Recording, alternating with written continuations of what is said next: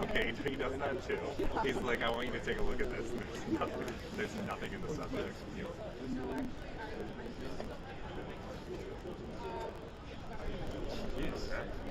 It's a great market race. We got SEMA fighting. We got Ron losing it. As long as there's no blood, it's like real. Back is a strong word for me.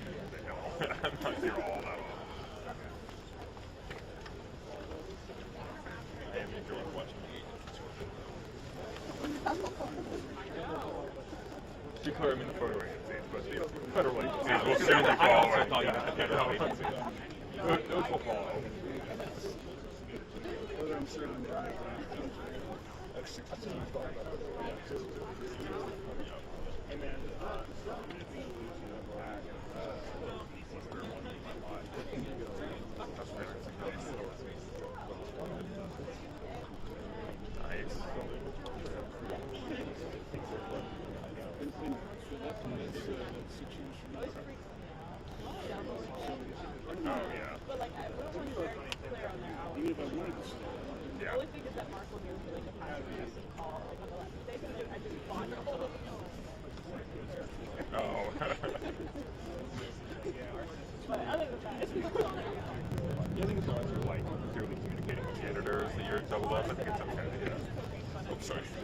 Whoa, excuse me.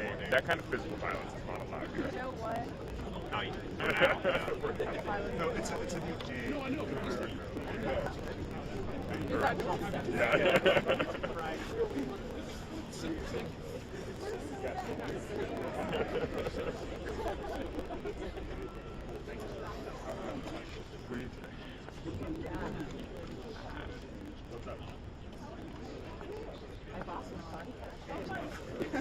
That's like we're Halloween costumes. What's that one name? I'll email you. No idea what yeah, I was going to say, I have no idea what mine is.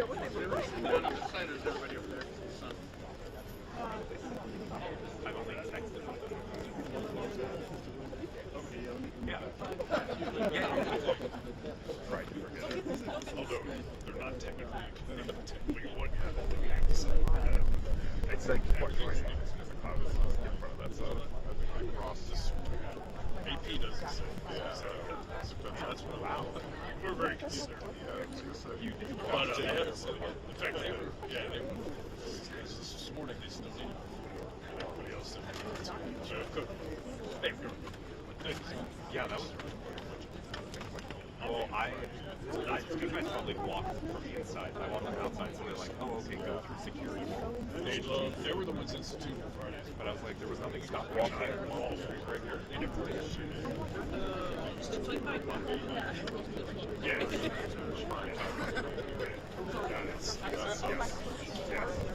get pro work track out in a second. Yeah, especially on Monday. That was so cool. Just never know what you're doing. Just go for it. No, I remember that name. You've ever seen her run in her life, in your life, her life, and then somebody was either fired, somebody was fired,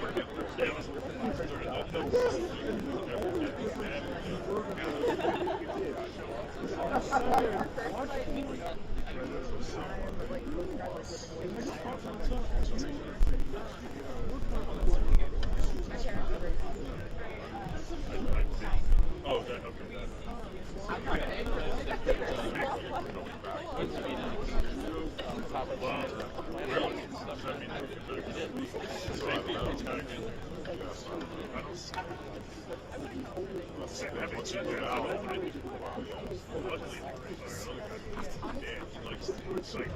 He likes the idea of friends. He doesn't like actually doing it. You know, like he hates just we work out. Just actually for sure.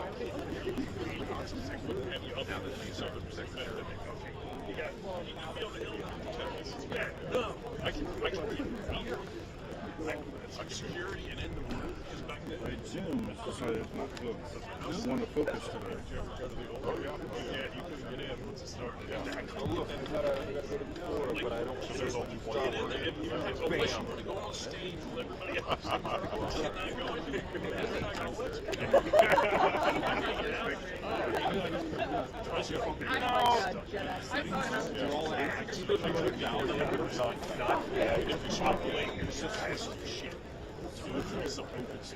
Definitely the lens.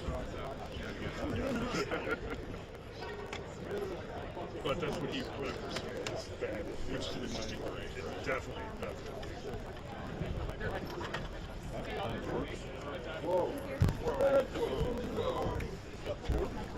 Yeah, he likes the way that one tells me. Which one is the shutter to start? Yeah, about 3 months in. I figured it'd be about 3 months. He's going to try and put a brave face on it. Because he don't want to admit that he can't do it by himself. And it wouldn't be fair, right? I'm not big ask. I'm not going to be fair. So I don't know what he's got cooking, but he keeps saying that we're going. So that takes place, those talks take place in Columbus Secretary. Because it's money.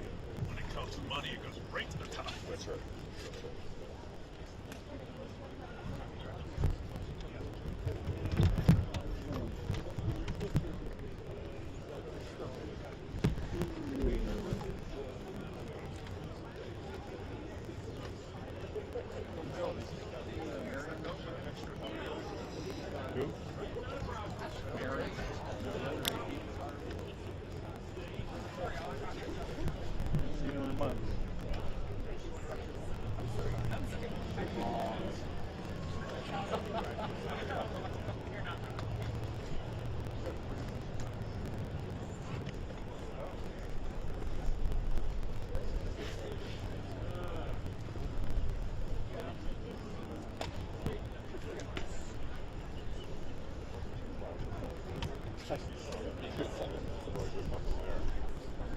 Sorry, I'll say it through the break.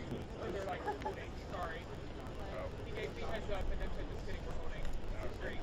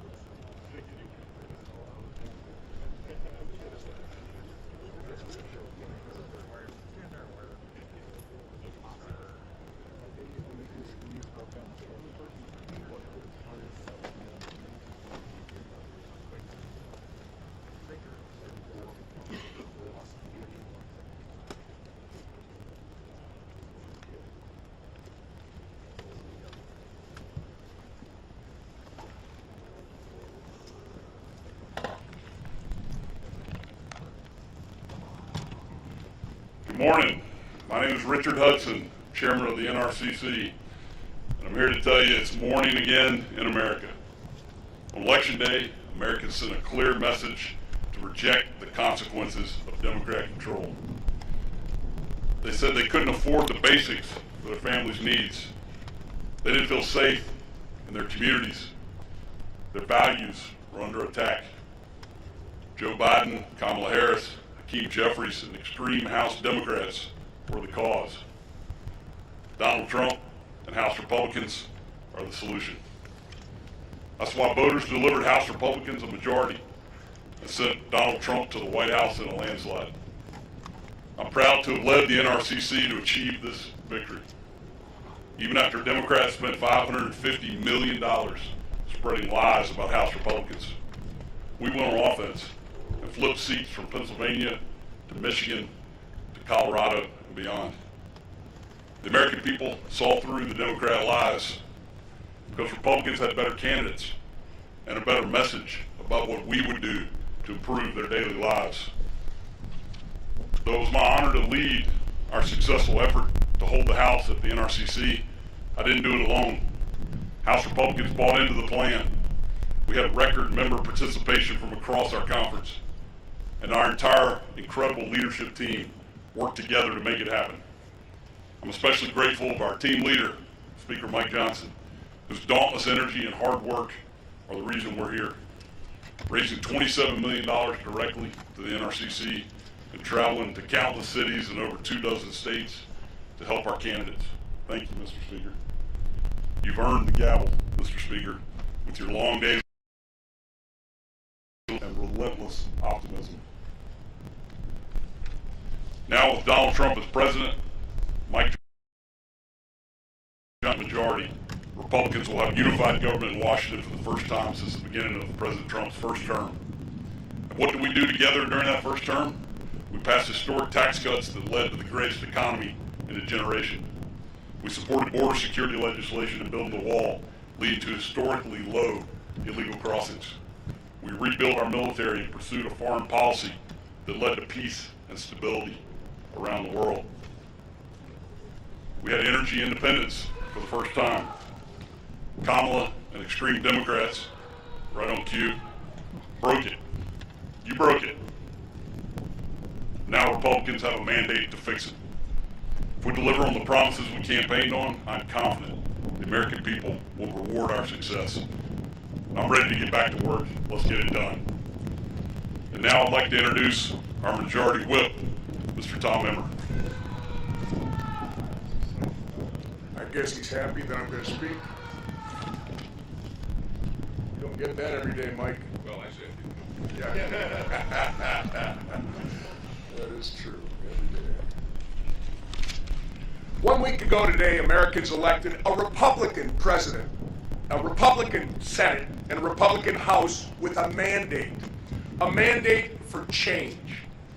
A mandate for more affordable cost of living, secure borders, less crime in our streets, and a restoration of American dominance on the world stage. A mandate to put America first and make this country great again. I've always said we run to win and we win to govern.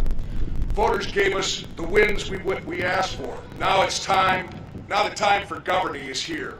The Speaker and the Majority Leader put together a legislative agenda that will allow us to hit the ground running on day one and begin delivering on President Trump's America First agenda. As the whip, I will work with every corner of our conference to ensure every voice is heard, every constituent is represented, and that we get these policies across the finish line. Our members have worked hard over the last 2 years to show what a House majority is capable of. We passed legislation to lower costs for families, secure our borders, and reverse the damage the Harris-Biden administration has inflicted on our country, all of which collected dust on Chuck Schumer's desk. But now that we have the trifecta, it's finally time to counteract the Democrats' negligence once and for all by turning our agenda into law. And I have no doubt that this House Republican team will get it done. The time for failed policies that have wreaked havoc on hardworking Americans for the last 4 years is over. The time for proven leadership is now. And with that, I turn it over to one of our proven leaders, our Majority Leader, Steve Scalise. Thank you, Whip. Last week, the American people delivered a mandate to this town, to Washington, that they want to fix the problems that have been plaguing families all across this country for the last 3.5 years. You know, I got the opportunity to travel to every single swing district throughout the nation, and I got the opportunity to travel to a number of swing districts with President Trump. And I saw the same theme come up everywhere we went. People are furious that there's an open southern border and they want it closed. People are struggling because they can't afford to buy food or fill up their cars or pay their utility bills. And the leaders in the White House were not listening. And what we talked about when we were out on the campaign trail and our candidates talked about were real issues, real solutions to the problems that those families were facing. We talked about how Republicans, if we get the White House and the House and Senate, would act quickly to get our economy moving again, to lower costs at the grocery store, to lower electricity costs, to secure our southern border and restore America's place in the world. Those were the issues we actually ran on and talked about in every community in America, and the American people responded. And the other side is sitting around trying to blame themselves and assign blame for what the reason was for their failure, but they still will not admit the real problem why Democrats were rejected at the polls last week. It was because they had no answers. They had no message to those families who were struggling. They wanted to double down on the same failed far-left policies that they've been ramming through Washington for the last 4 years that caused this inflation, that caused the open borders, that caused the problems that families are facing. And so as we prepare for this unified government, this unique opportunity that the American people have given us, one thing the American people can rest assured in knowing is that President Trump and this Republican majority are already planning to go to work for them on day one in January to start fixing those problems. We have an agenda we've been planning for the first 100 days to lower food costs, to lower energy costs, to secure America's border, to get this economy moving again so those families who have been struggling can finally get back on their feet, can finally have some savings in their pockets so they can send their kids to college, so they can go on a family vacation, so they can have more take-home pay. That's an agenda we've been working on with President Trump for months now. We didn't wait until the day after the election to start planning this. And this shows the relentless focus of Donald Trump. He knew that if he had won the election, this would be his last opportunity to serve as President of the United States. And there will not be a minute to waste. And you can see his resolve already and how quickly he's making really good, smart picks. I know he's already pulled a few really talented people out of the House, hopefully no more for a little while until special elections can come. But it shows you the talent that we have and the ability we have to get this country turned around quickly. The American people are hungry for it. And they're going to find a Republican leadership ready to work for them so that they don't have to struggle any longer. And the man leading that charge, who worked as tirelessly as ever, and I know the whip and our NRCC chair, Richard Hudson, talked about this. Nobody's traveled around the globe, theoretically, more than Mike Johnson, to ensure that even though some of the pundits said we couldn't hold the House, we would hold the House so that we could continue delivering those promises. Our Speaker of the House, today and tomorrow, Mike Johnson. Thank you, Steve, our great majority leader. Thank you to our whip, Emmer, our NRCC Chairman, Richard Hudson, all three of these gentlemen, and our whole leadership team, Elise and all the rest, Blake Moore and McLean and Palmer and everyone, did everything possible to ensure that we could come to this moment. It is a beautiful morning in Washington. It is a new day in America. The sun's shining, and that's a reflection about how we all feel. This is a very, very important moment for the country, and we do not take it lightly. We did work really hard to bring this day about. The actual statistics are even harsher than you said, Richard. My team calculated, they told me last night, actually when it was all said and done, it did more than 360 campaign events in over 250 cities across 40 states. And I logged enough miles to circumnavigate the globe 5.5 times. But it was worth it. It was worth it. And we got extraordinary candidates. We flipped blue seats to red as we planned, and we kept this majority.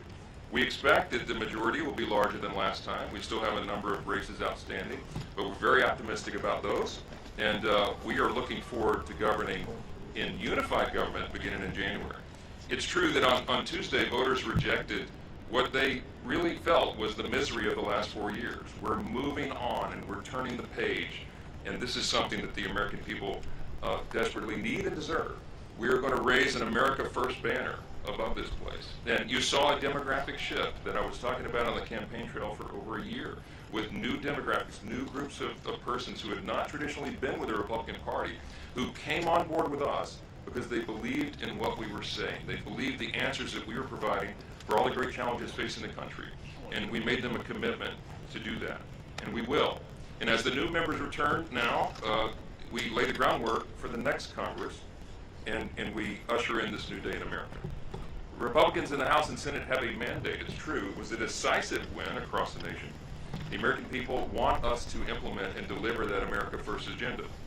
And we have to do that while we have that energy and that excitement beginning on the very first day of the Congress in the new year.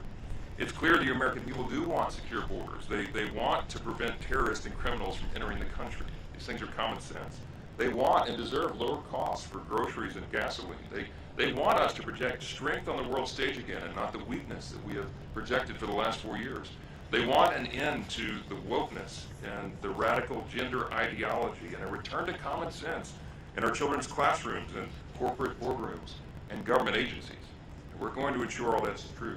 This leadership will hit the ground running to deliver President Trump's agenda in the 119th Congress, and we will work closely with him and his administration to turn this country around and unleash, as he says, a new golden age in America. That's not a campaign slogan. We believe that that is true. We believe in our hearts that America's best days are ahead of us, and we're excited to deliver upon that promise. The only way we're able to work quickly is because we have unified control of the Congress, both chambers now in the White House, beginning January. And I want to congratulate all our Republican incumbents who worked so hard to ensure their re-elections, and our new members who helped us to keep this House majority. Especially a couple of new members that flipped districts from red to blue. People like Tom Barrett and Ryan McKenzie, Rob Bresnahan, Tim Moore, Addison McDowell, Brad Knott, Gabe Evans, from different states around the country who worked really hard to ensure that we could have Republicans return to those seats. And we have an amazing group of freshman members who are going to join our conference, the Patriots who are already here and who are ready to implement this agenda on day one. Now, as we sit here this morning, we're still watching a number of races. We have races still pending in Alaska, Arizona, California, Maine, Ohio, and Oregon. And we're going to ensure that every single legal vote is counted in those races. So while we're completing the work of this Congress, we're shifting gears and preparing for the next Congress. We're also still in campaign mode in some sense and awaiting the final outcome of these races. Looking ahead over the past year, I've been working with our committee chairs and our Senate colleagues to lay the groundwork for this America First agenda. It will grow our economy and reduce inflation. It will secure our borders. We will restore America's energy dominance once again. We'll implement educational freedom, and we will drain the swamp. And that's just the beginning of the agenda. This leadership team standing behind me has been preparing for this moment, and we are ready to deliver on America's mandate in the next Congress. When President Donald Trump won the presidency in 2016, we all look back and recognize that the Republican Party was not fully prepared for that moment, and precious time was wasted in the beginning of that Congress. I know it well because that was my freshman year in Congress. We began in 2017. We are not going to make those mistakes again. We will be ready on day one. We are prepared this time. And as we wind down the 118th Congress, we'll be ready to take the ball and run full speed in the 119th Congress that begins in January. With that, if you have a few questions, I'd be happy to answer. Chad.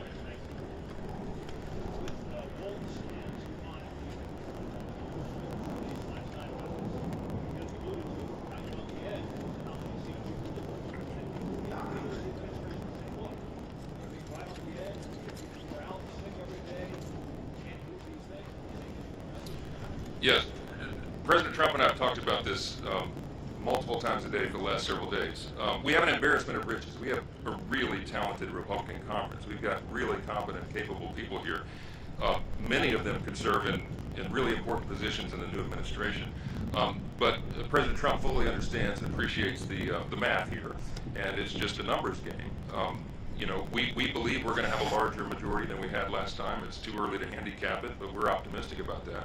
But every single vote will count, because if someone gets ill or has a car accident or a late flight on their plane, that it affects the votes on the floor. So I think he and the administration are well in tune to that.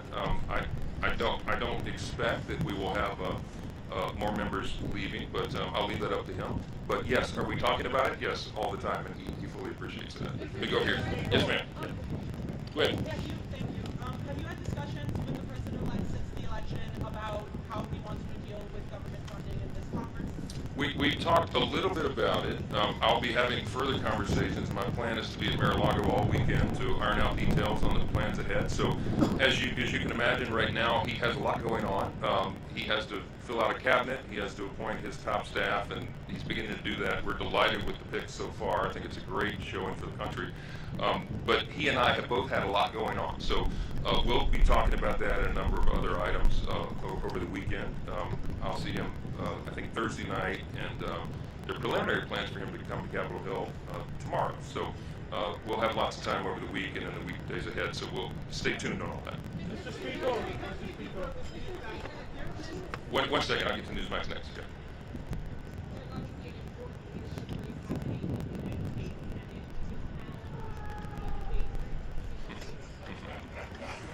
Okay. The question was, do I have a favorite in the race for Senate leader on the Republican side? They're all my favorites. How about that? Look, I think there's some really qualified candidates over there. All three of these gentlemen are friends. I'm not going to put my thumb on the scale on that. I got enough to manage over here. But whomever is ultimately elected the new leader, we look forward to working with them, beginning immediately. And I have been working for a long time, over almost a year now, with the previous Senate leadership and with the leaders of key committees over there, our teams working together methodically, deliberately, consistently to prepare for the eventuality that we now see. We really believed it wasn't just, oh, they were making fun of the speaker, oh, his sunny optimism, he thinks he's going to win. I really believed from day one, I believed it in my heart that we would win unified government. I knew that the people were disgusted really with the direction of the country. I was feeling it as I was going out traveling around the country. I mean, I went coast to coast, north, south, east, west. That energy was out there. I don't think the polling was fully measuring that. And I was gauging that off my own observation everywhere I went in the country. So this was not a surprise to us, and we've been prepared for it, and we look forward to whomever is elected leader to go forward. Let me Newsmax is next, too.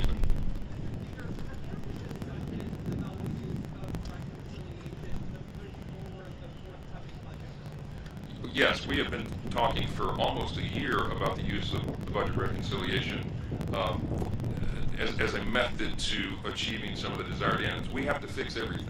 I told President Trump many times, and we've all discussed, we believe we could be the most consequential Congress of the modern era, and he the most consequential president, because we quite literally have to fix almost every metric of public policy. Everything is a mess, everything. So the budget reconciliation process is a very efficient means to solving a lot of that, everything related to the budget, spending, and all the rest, regulatory reform.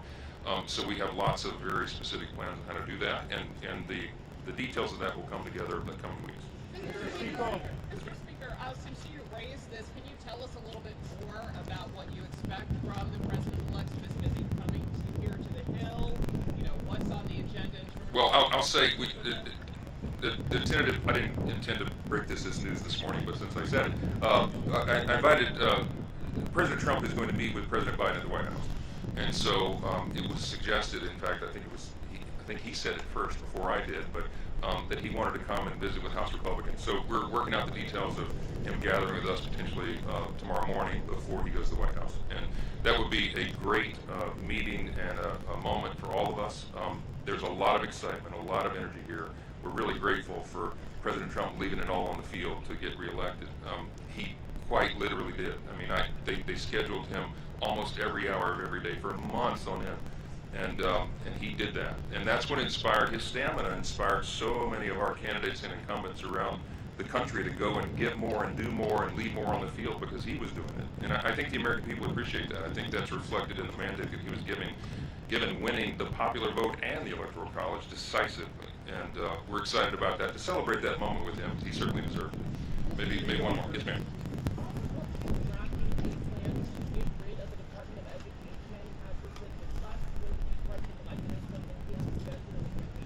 We're not going to get any details about any specifics with regard to reforms in specific departments yet. There's lots of ideas on the table, but we've got to work together to build consensus, work in coordination with the Trump administration on the order of the reforms and how we do it. So I'm not yet ready to give you details on that, but you can stay tuned.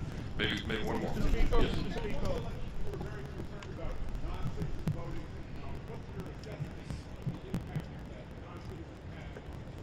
Well, look, the mantra and what we said at the rallies and what President Trump was apt to say all the time is we had to make it too big to rig, and we did. Look, we know for a fact, it is a fact, that non-citizens voted in some places around the country because they were signing up to vote and they were defying federal law, but the states were not enforcing the requirement that there be proof of citizenship before they sign up. So I am grateful to tell you, and I said this on the campaign trail for a year, that I had confidence that because of the chaos that was related to the 2020 election, most of the states got busy. To their credit, the legislatures in the states got busy and passed legislation to shore up their systems in states around the country. I mean, there were hundreds of pieces of legislation that were passed, duly enacted, signed into law by the governors that shored up those systems and made sure they would be more secure. There were a few states we were still concerned about, but I'll tell you, because of the attention that was given to it, you had eyes on those elections very closely. You had lawyers ready and prepared to run and file injunctions in district courts when necessary, and they did.